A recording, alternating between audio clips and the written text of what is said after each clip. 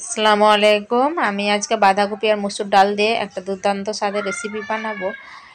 তার জন্য আমি প্রথমে প্রেসার কুকার নিয়েছি। প্রেসার কুকারে আমি রিফাইন তেল দিলাম। রিফাইন তেলটা গরম হওয়ার পরে আমি গোটা জিরে দিলাম। গোটা জিরেটা ভাজা হলে আমি একটা তেজপাতাকে দু টুকরো করে দিয়ে দিলাম। তেজপাতাটা একটু হালকা ভাজা হলে এবার এখানে একটা পেঁয়াজ কুচি করে দিয়ে দিলাম। পেঁয়াজটা ভাজা হলে আদা রসুন বাটাটা দিয়ে দিলাম। আদা রসুন বাটাটা ভাজা হয়ে গেছে। এবার টমেটো কুচি একটা দিয়ে দিলাম। পরিমাণ মতো লবণ দিয়ে দিলাম। হলুদ, কাঁচা লঙ্কা,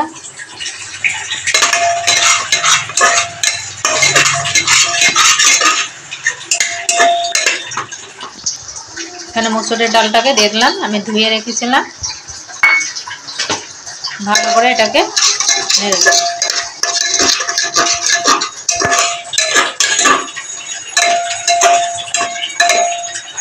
একটু হালকা করে এটাকে কষানোর পরে আমি বাঁধাকপিটাকে দিয়ে দেবো।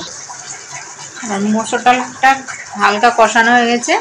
এখানে বাঁধাকপিটাকে দিয়ে দিলাম।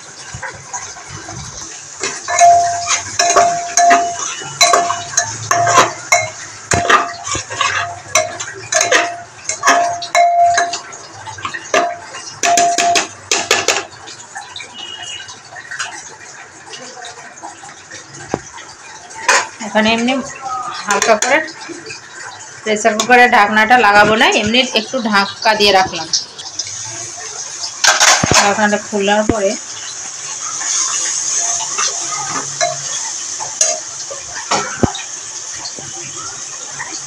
অল্প করে জল দেবো।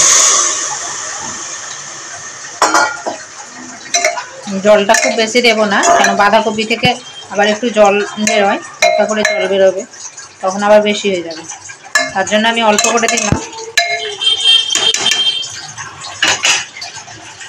আবার আমি প্রেসার কুকারের ঝাঁপনিটাকে লাগিয়ে দেবো। ঝাঁপনিটা লাগিয়ে দিলাম। আমি এখানে দুটো সিটি মারবো। হাই ফ্লেমে করে দুটো সিটি দিয়ে দেবো। দুটা সিটি মেরে আমি বন্ধ করে রেখে দিচ্ছি। আবার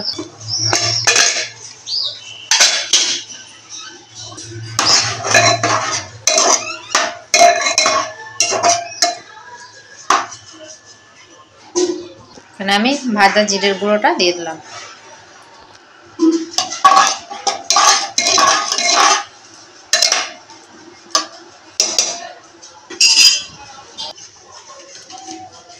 কত সুন্দর হয়েছে সবজিটা।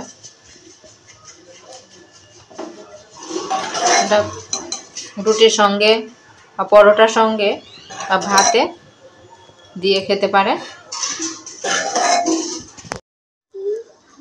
দেখুন কত সুন্দর হয়েছে, কালারটাও কত সুন্দর হয়েছে। এইভাবে বাড়িতে রান্না করে খাবেন, রুটি, পরোটা বা ভাতের সঙ্গে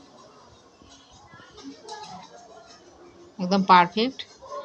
সময়ও কম লাগে, ঝটফট হয়ে যায় এই রান্নাটা।